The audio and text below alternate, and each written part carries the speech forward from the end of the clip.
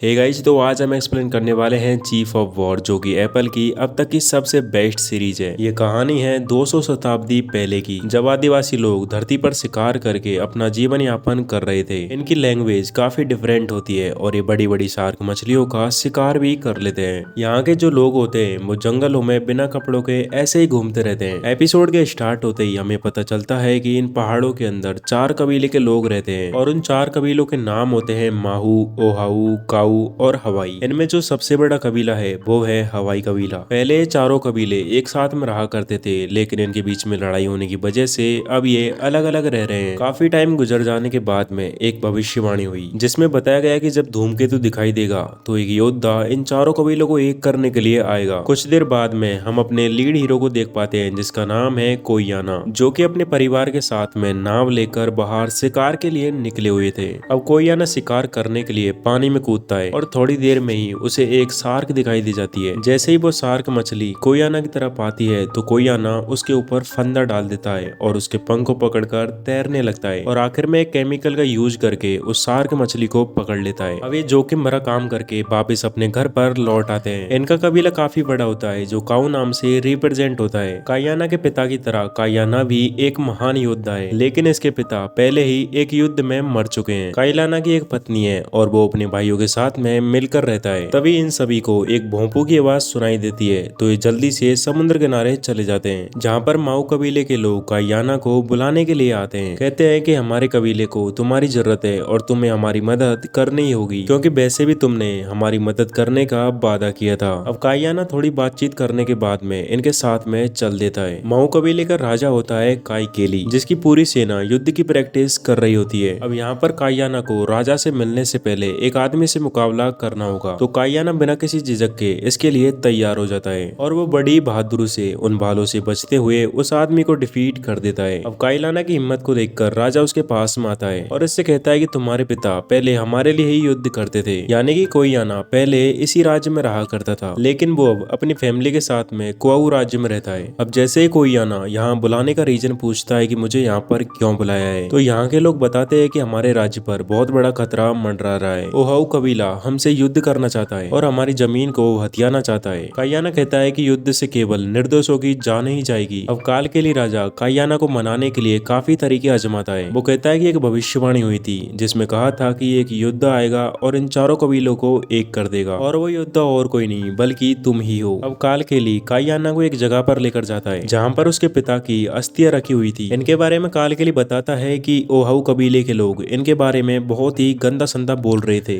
ये सुनकर कायलाना को गुस्सा आ जाता है और वो युद्ध करने के लिए मान जाता है। अपने पिता की अस्थियों का विसर्जन करने के बाद में वो तोला नाम की एक लेडी से मिलता है। वो कहती है कि ये भविष्यवाणी तुम्हारे ऊपर हुई है और इससे तुम्हारा आने वाला कल बहुत ही कठिन हो सकता है। इतना कहने के बाद में वो औरत गायब हो जाती है। कायलाना एक जगह बैठकर सोच रहा होता है, तभी उसकी पत्नी आती है और उससे कहती है कि तुम्हें युद्ध करना चाहिए। अब भविष्यवाणी को सच करने के लिए कायलाना और काल केली दोनों हमला करने के लिए चले जाते हैं। कायलाना कहता है कि जो उनका राजा है वो मंदिर का नौजवान पुजारी है, उसे पकड़ लेंगे तो सारा कबीला वैसे ही हार मान लेगा, इसलिए मैं पूरब से जाता हूँ और तुम पश्चिम से जाओ। अब कायलाना जैसे ही आगे जाने के बाद में उन पर हमला करता है तो उसे पता चलता है कि ये तो सिर्फ मामूली किसान है, जिनके पास में ना तो कोई हथियार है और ना ही युद्ध करने की मनसा। इतना सब जानने के बाद में कायलाना इस युद्ध को रोकने के लिए पश्चिम की ओर निकल जाता है, लेकिन उसके आने में बहुत देर हो जाती है और तब तक कालकेली ने सभी किसानों को जलाकर मार दिया था। ओहाऊ का जो राजा था वो काययाना को देखकर कहता है कि मैं हमेशा तुम्हारी तरह बनना चाहता था, मुझे युद्ध नहीं करना, भले ही तुम ओहाऊ को रख लो। लेकिन कालकेली बिना कुछ सुने उसे भी मार देता है, क्योंकि उसे हमेशा से ओहाऊ कबीला चाहिए था। काययाना को सच्चाई पता लगने के बाद में बहुत ही दुख होता है। वो अपने परिवार के पास में जाकर अपने साथ हुए धोखे के बारे में बताता है। इस टाइम कायलाना गुस्से से एकदम भर चुका था और इसी के साथ इस एपिसोड का एंड यहीं पर हो जाता है और स्टार्ट होता है इसका नेक्स्ट एपिसोड। अभी तक आपको ये वीडियो पसंद आ रही है तो वीडियो को लाइक और चैनल को सब्सक्राइब कर दें, क्योंकि आपके इतना करने से मुझे बहुत ही मोटिवेशन मिलता है। इस एपिसोड की शुरुआत होती है एक लड़की को दिखाते हुए, जिसका नाम है कोहिमानू। इसके पिता इसे ढूंढते हुए काऊ कबीले तक भी आ चुके हैं, क्योंकि ये कोहिमानू की शादी एक राजा के साथ में करना चाहते हैं, लेकिन कोहिमानू अभी शादी करने के लिए बिल्कुल भी तैयार नहीं है। अगले सीन में हमें कायलाना को दिखाया जाता है, जिसको कालकेली ने एक मंदिर में बुलाया होता है, लेकिन जैसे ही कालकेली उस मंदिर में जाकर देखता है तो उसे एक टूटा हुआ हथियार मिलता है। ये समझ चुका था कि कायलाना ने उसके खिलाफ बगावत कर दी है। अब कालकेली कायलाना को पकड़ने के लिए अपने लोगों को उसके पीछे भेजता है, लेकिन कायलाना और उसका परिवार उन्हें कहीं भी नहीं मिलता, क्योंकि वो लोग तो समुद्र के जरिए यहाँ से पहले ही जा चुके थे। इसके बाद में हमें दिखाया जाता है कायलाना को, जो कि समुद्र में अपनी नाव को धीरे धीरे आगे की ओर बढ़ा रहा होता है। समुद्र में तूफान उठ रहा था और उसकी वजह से ये लोग एक शिप को देख नहीं पाते, जो कि एक अनजान जहाज होता है। अब कायलाना जैसे ही तट पर पहुंचता है तो उसके पीछे पीछे कालकेली के लोग भी आ चुके थे,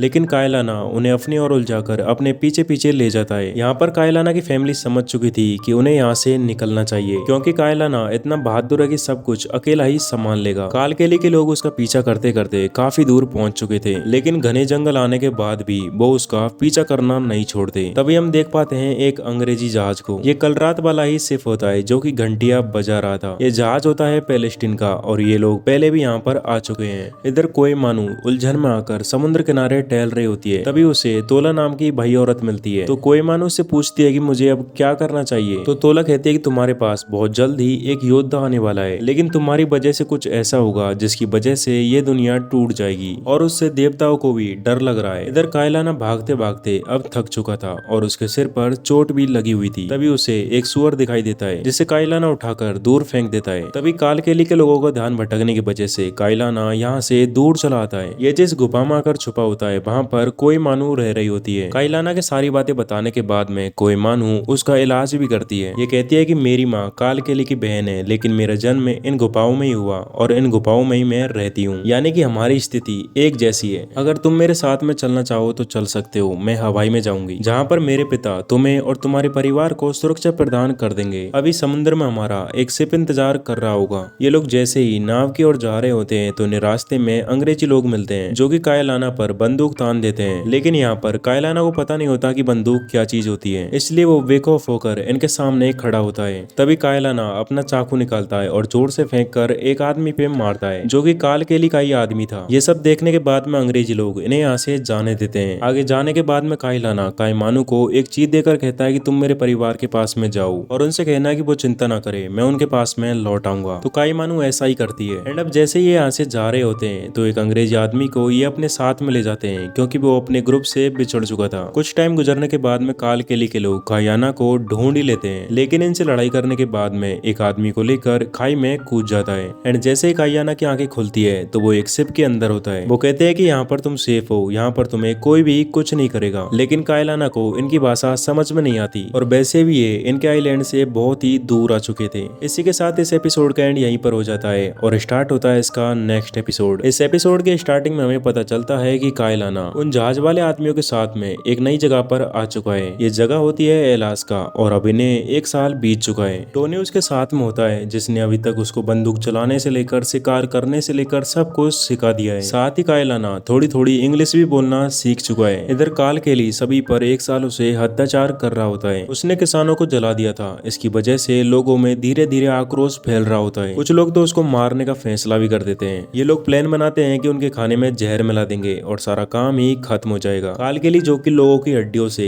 एक गोश्त टावर बना रहा होता है, ताकि सभी लोगों के अंदर उसका खौफ और भी ज्यादा फैल सके। एंड इधर कालकेली का बेटा अपने ही सलाहकार के साथ में संबंध बना रहा होता है, लेकिन कुछ देर बाद ही खाने में जहर मिलाने वाले लोग पकड़े जाते हैं और कालकेली उन्हें बड़ी ही बेरहमी से मार देता है। हवाई का जो नया राजा बनने वाला था वो था कामया, जो कि काफी बहादुर और बलवान था। एंड इसी की शादी कोई मानू से करवाई जा रही थी। इसके बाद हमें समुद्र में एक शिप में कायलाना को दिखाया जाता है, जो कि अपना ज्यादा समय बंदूकों के साथ में ही गुजारता। कुछ लोग उसे आदिवासी कह रहे थे, लेकिन टोनी कहता है कि उसने हमारे कैप्टन की जान बचाई थी। अब टोनी खाना लेने के बाद में कायलाना के पास में जाता है और उससे कहता है कि तुम पैसे इकट्ठे कर लो, तुम्हें जो चाहिए वो बाजार से खरीद लेना। इधर कोई मानू अपने पिता को समझा रही होती है कि मैं शादी नहीं कर सकती, क्योंकि कोमाओं को वंश बढ़ाने के लिए बच्चा चाहिए और मैं ऐसा नहीं कर सकती, यानी कि मैं चाह कर भी ऐसा नहीं कर पाऊंगी। कोई मानू के पिता कहते हैं कि वो जो भविष्यवाणी का योद्धा था वो कोमाओ ही है, इसलिए तुम्हें उससे शादी करनी ही होगी और इन सब बातों के बारे में किसी और को पता ना लगे। शिप के बाजार पहुंचने के बाद में कायलाना बंदूक खरीदने के लिए बाजार निकल जाता है, लेकिन उसको